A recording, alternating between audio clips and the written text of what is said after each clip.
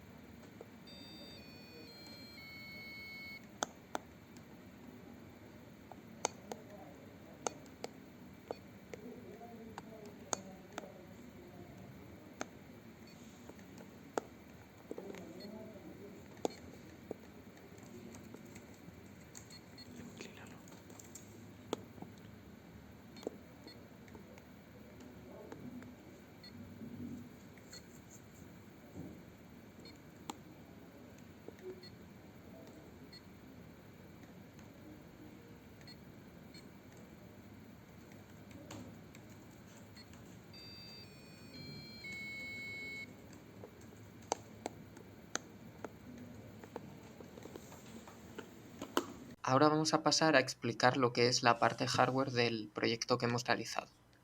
Este es el esquema de interconexiones y vamos a empezar explicando un poco el funcionamiento de la pantalla y cómo la hemos conectado a la placa Arduino.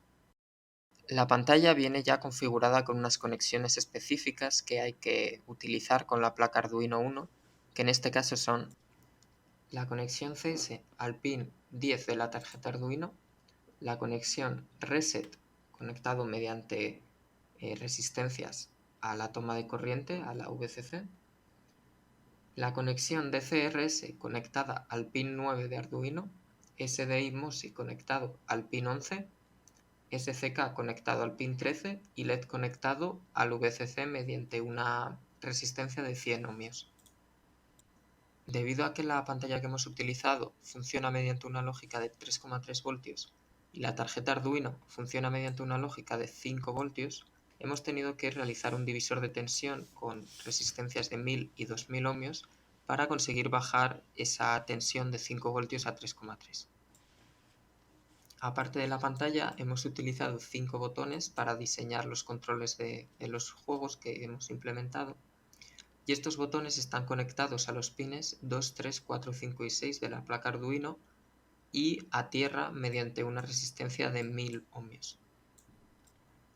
El último componente hardware de nuestro proyecto es el piezoeléctrico usado para reproducir los sonidos de los juegos y los controles y que ha sido conectado al pin 8 de la placa Arduino a través de una resistencia de 100 ohmios. Posteriormente, todos estos elementos se han introducido en el interior de la carcasa que hemos utilizado para diseñar la consola, tratando de que quede todo de la forma más ordenada y compacta posible, de modo que después no tengamos problemas que nos obliguen a abrir la caja una vez esté cerrada para revisar componentes de hardware que se hayan podido soltar o que hayan dejado de funcionar.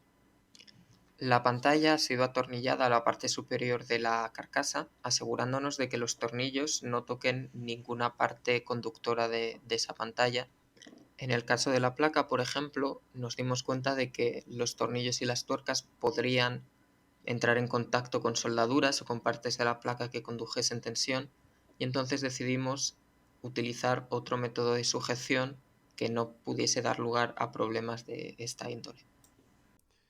Muy bien, yo ahora voy a hablar acerca de las funciones del juego de Snake que hemos implementado en nuestra consola reproductora de minijuegos.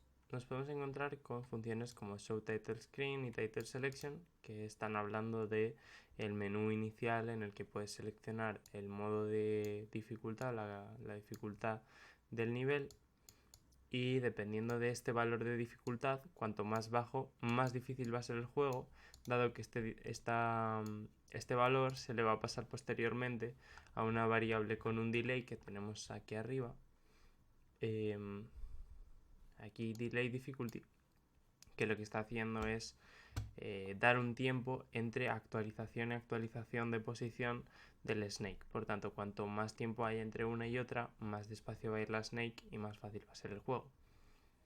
A continuación también tenemos que si pulsamos la dentro de uno de estos menús, pues directamente ya vamos a pasar a una pestaña que nos dice Start, Start, Start, y si la volvemos a presionar, pues ya entraremos al juego en sí.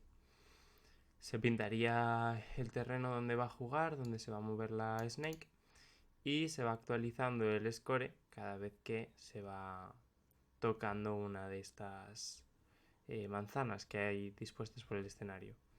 Esta es la función de update de la posición del snake, que nos detecta cuál es el botón que está presionado y nos permite modificar la posición y la dirección en la que se está moviendo la snake.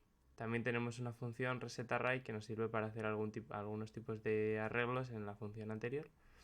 Tenemos la función de dibujar la snake, que nos permite, pues mediante píxeles, crear una especie de estructura con forma de serpiente. De nuevo funciones como remove last from tail, que también nos sirve para la función de update snake position. Remove last from tail, para que cuando se pinte una nueva se quite la que hay al fondo y así dé la sensación de que está avanzando. El collision check, que nos permite también morir si chocamos contra una de las paredes y nos llevaría a la pantalla de final. Y luego tenemos la lógica que hemos creado para las manzanas. Las manzanas se crean con una X y una Y random, que realmente no es un true random, por temas que tuvimos algunos problemas al importar la librería true random. Pero bueno, si quisiésemos un random podríamos hacerlo también, completamente random, podríamos hacerlo también cogiendo el ruido del pin 0, por ejemplo, y metiéndolo ahí directamente, normalizándole dentro de unos valores, por supuesto. Después también tenemos un chequeo de si la manzana ha sido conseguida. En caso de que sea conseguida, pues se pinta sobre esa misma manzana con el mismo tamaño y todo, pero de negro, para que parezca que ha desaparecido, y se crea una nueva. También tenemos una manzana especial, que lo único que es que es de otro color y te da más puntos si la consigues, y un chequeo de si has conseguido la especial, un tiempo que es el tiempo que tienes para conseguir la manzana especial, y la ending screen, que simplemente está formateada con las diferentes posiciones en las que se pinta cada cosa, en los diferentes tamaños, colores, etc. Y te permite ver, pues, esto es un texto de game over, texto de restart y un score y el score en sí, que se va actualizando, como ya habíamos dicho, cuando vas consiguiendo manzanas. En cuanto al código del breakout, como el código original estaba pensado para una TFT táctil, hemos tenido que realizar bastantes cambios. Voy a explicar un poco por encima el código. Entonces, para empezar, hemos definido unas variables que van a ser solo para el breakout. Estas son la posición de la bola, su velocidad, también las variables relacionadas con la barra que se mueve y algunas para el menú. Aquí lo que podemos resaltar es el array bidimensional de colisiones que hemos creado. Este array contiene todas las colisiones que se realicen con los ladrillos. Esto también sirve para luego en el método que hemos creado, drawRect, se dibuje correctamente los ladrillos en la parte superior de la pantalla. Entonces, esta función muy básica, tenemos un array unidimensional que contiene los colores y que va pintando en la posición adecuada. Esto se hace con dos índices, tanto J como I, y luego accediendo al array por fila, al array de color por fila. Justo debajo tenemos el breakout menu, que es simplemente una función que imprime el menú de inicio y comprueba que el botón A no ha sido pulsado. Si ha sido pulsado, pues realiza otra función, que eso ya está especificado en otra parte del código. Justo a continuación tenemos la función breakout, que contiene toda la jugabilidad del juego. Entonces, para empezar, vamos a comprobar las colisiones con los ladrillos. Para ello, se recorre el array de colisiones, se comprueba si la bola está en la posición de alguno de los ladrillos de estas colisiones y se rellena el array correspondiente, la posición del array correspondiente, con un 0. El 0 indica que ese ladrillo ya ha sido colisionado. Cuando ocurre la colisión, lo que tenemos que hacer es que la bola rebote. Eso es tan fácil como modificar lo que sería la dirección de la bola modificando su velocidad. Es tan fácil como multiplicarla por -1. A la hora de depurar el código nos dimos cuenta de que ocurrió un error cuando la bola colisionaba con dos ladrillos debido a su volumen. Colisionaba en la misma iteración con dos ladrillos y esto hacía que se multiplicase 2 veces la velocidad de la bola. Entonces, al multiplicarlo 2 veces por -1, la dirección no cambiaba y eliminaba los dos ladrillos y el siguiente, que sería siguiendo su trayectoria. Esto obviamente no es lo que buscamos en nuestro juego, entonces lo hemos conseguido arreglar con una variable hasCollider que, una vez detecta una colisión, no queremos que en esa iteración vuelva a comprobar ninguna otra, simplemente cambia la dirección y continúa el juego. Lo que hacemos justo después es comprobar el estado de victoria. CheckVictory es una función tan simple como recorrer el array de colisiones y, en el caso de que haya un elemento que no sea 0, significa que no hemos ganado porque hay algún ladrillo aún sin colisionar, pero si está todo el array a 0, hemos ganado y imprimiremos el menú de victoria correspondiente. Siguiendo por donde lo hemos dejado, lo que hacemos a continuación es dibujar la barra y dibujar la bola en la posición nueva. Esto significa que borramos la anterior y dibujamos en la nueva posición calculada con la posición y la velocidad. Justo debajo lo que hacemos es comprobar las colisiones. Primero comprobamos las colisiones con lo que serían las paredes de la pantalla. Luego lo hacemos con lo que sería el techo de la pantalla y, por último, con la barra. La barra hay que comprobar que está a la altura y entre el espacio que ocupa la barra.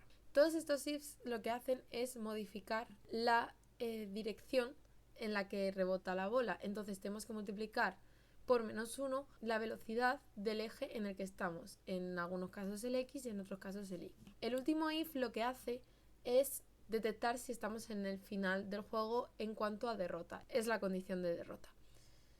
Esta se ocurre cuando la bola llega a una posición inferior a la barra, eso significa que no ha colisionado con la barra, y por tanto imprimimos el menú de derrota y hacemos el sonido de Game Over. Lo último que se hace en esta función breakout es comprobar los botones de izquierda y derecha para ver si tenemos que actualizar la posición de la barra. Por último, tenemos que hablar de la función loop y lo que se hace en ella para llamar a breakout. Entonces, tenemos el caso 3, que es el que correspondería cuando se selecciona el breakout, y tendríamos en primer lugar un if que comprueba si es la primera vez que se mete en el juego. Para ello hemos creado una variable booleana llamada start, que solo se va a ejecutar una vez cada vez que entres en el juego desde el menú inicial, y comprueba el botón A para ver si se ha pulsado o no. El siguiente else if es con restart. Esta variable, que también es booleana, sirve para que cada vez que pierdas dentro del breakout y le des a restart dentro del breakout, se reinicien las variables y se continúe con el juego de nuevo. Siempre que no estemos en uno de estos menús de inicio o de restart, lo que haremos será ejecutar el juego. Entonces, por ello tenemos la llamada a breakout. Hola, soy Alberto López Gómez y voy a explicar cómo hemos implementado las distintas notas y melodías dentro de nuestro reproductor de minijuegos. Para empezar, hemos obviamente definido las distintas notas que usamos, que la serie más rara es el La sostenido, que hemos tenido que buscar su frecuencia en hercios. Y aquí hemos declarado dos melodías, que son dos arrays de notas, tanto para cuando pierdes en un juego como para cuando ganas. Entonces, para poder implementar esto mucho mejor dentro de nuestro código, hemos creado aquí al final del mismo distintas funciones para las distintas notas y melodías. Estas dos últimas son las de los arrays de melodías de perder y ganar que acabamos de ver. Y estos 4 de aquí son notas únicas. Por ejemplo, para cuando navegas en el menú, pues son una nota. Para cuando rompes un bloque dentro del breakout. Para cuando la bola en el breakout rebota tanto con las paredes de la pantalla como con la barra que controlas. Y esta última para cuando en el Snake te comes una manzana. También suena una nota. Entonces esto se ha implementado, pues obviamente si tú buscas Lil Sound Menu, pues aquí se ve cada vez que quieras que se use esta nota, cuando estás en el menú, cuando vas para abajo o vas para arriba dentro del menú, pues metes la función y suena. Y así es como lo hemos implementado.